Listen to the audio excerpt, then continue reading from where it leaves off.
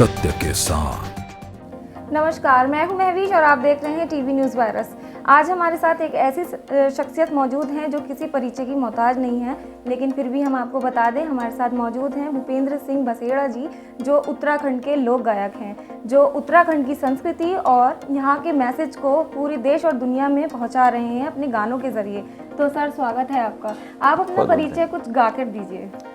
ये सिर्फ मेरा परिचय नहीं है, ये पूरे उत्तराखंड वासियों का परिचय है जो मैं इस गाने के माध्यम से आपको देना चाहता हूँ। देश विदेश में धक है मेरी, सब है अलग बात है मेरी, देवभूमि में पैदा हो या चाँ उत्तराखंडी जात है मेरी। देश विदेश में धक है मेरी, सब है अलग बात है मेरी, देवभूमि में पैदा हो या चाँ उत्तराखंडी जात है मेरी। उत्तराखंडी जात जथले जूला नाम का मूला, भूमि तेरी सौ जथले जूला नाम का मूला, भूमि तेरी सौ। हम उत्तराखंडी छौं, हम उत्तराखंडी छौं, हम उत्तराखंडी छौं, हम उत्तराखंडी छौं। यही हमारा परिचय है, यही मेरा परिचय है, यही सारे उत्तराखंड वासियों का परिचय है। तो सर, हमने आपकी अलग अलग भाषाओं में भी गाने सुने हैं, तो आपने कितनी भाषाओं में गाने गाए? देखिए, मैंने अपने आप को किसी भाषा में नहीं बांधा है। मैं उत्तराखंडी हूँ, कुमाऊनी भी गाता हूँ, गढ़वाली भी गाता हूँ, हिंदी भी गा लेता हूँ और अंग्रेजी को भी अपने कुमाऊँ के फ्यूजन में कन्वर्ट करके उसको फोक का रूप दे देता हूँ।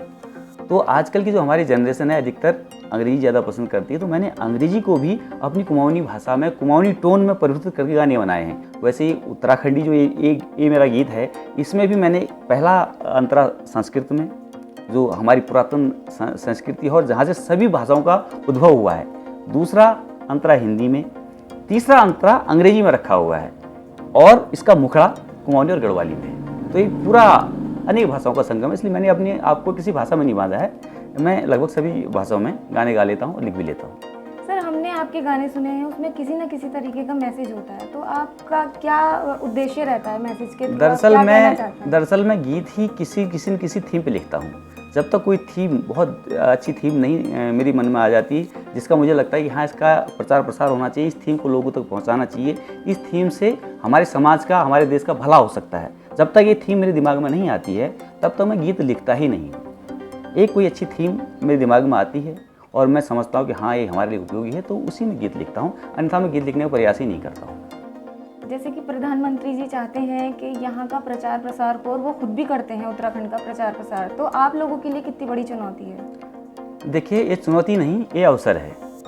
प्रधानमंत्री जी का वास्तव में हमारे उत्तराखंड से विशेष लगाव है। जैसा कि आपने देखा होगा, केदारपुरी का कैसा विकास उन्होंने किया, अभी बद्रीनाथ का मास्टर प्लान भी तैयार कर रहे हैं। वो जब भी हमारे मुख्यमंत्री जी दिल्ली जाते हैं या जब वो यहाँ आते हैं, विशेष स्नेह अपना प्रदर्शित करते हैं और बार बार उनसे पूछते भी हैं कि उत्तराखंड के विकास के बारे में क्या सब यहाँ को चल रहा है। तो देखिए, ये हमारे लिए भी एक अवसर है।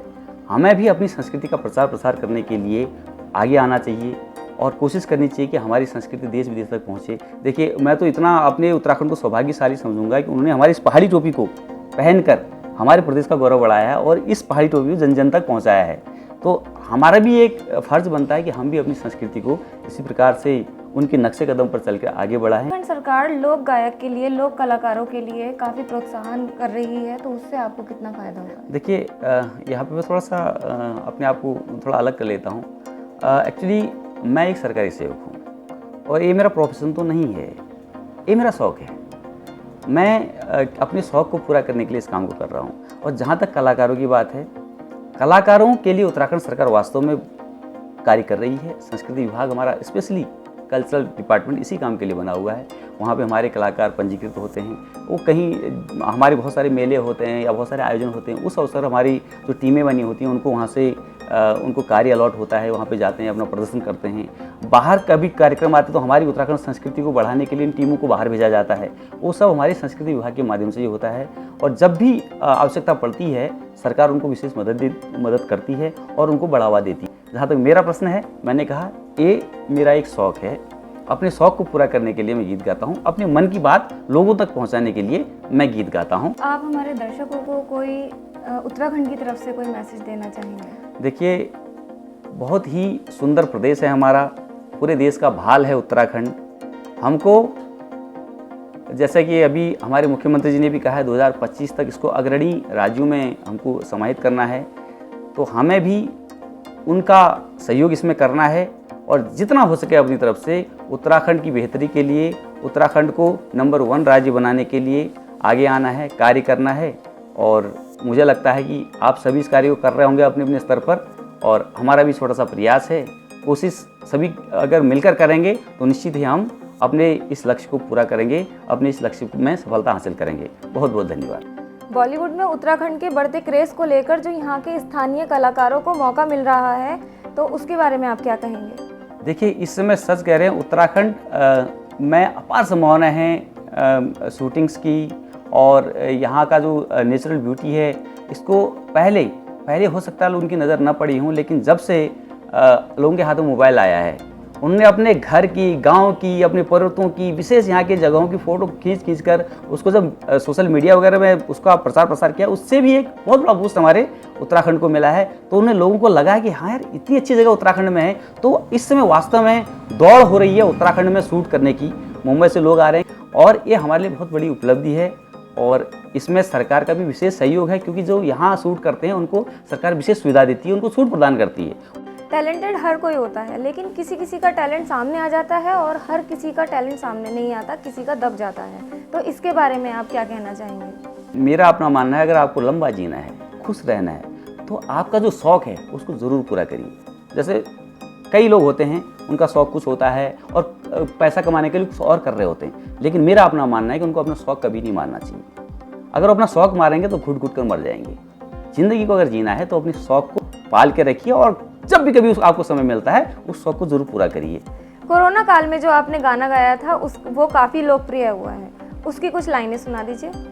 देखो कोरोना वायरस आयो रे, देखो कोरोना वायरस आयो रे, संभल के चलना है, अब शेक हैंड करना छोड़ के नमस्ते करना, नमस्ते करना। इसलिए मैंने नमस्ते कहा, ये हमारी पुरानी संस्कृति है। लोग शेक हैंड करते थे, हाथ मिलाया करते थे। तो सबसे बड़ा कोरोना का जो फैलाव था, हाथ मिलाने से, एक दूसरे को छूने से था।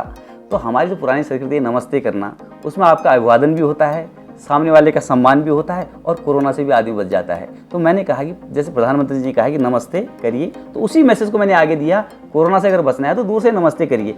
नमस्ते। तो ये थे हमारे साथ भूपेंद्र सिंह बसेड़ा, जो काफ़ी लोकप्रिय सिंगर हैं उत्तराखंड के। ऐसे ही दिलचस्प खबरों के लिए देखते रहिए टीवी न्यूज़ वायरस। मुझे दीजिए इजाज़त, नमस्कार। सत्य के साथ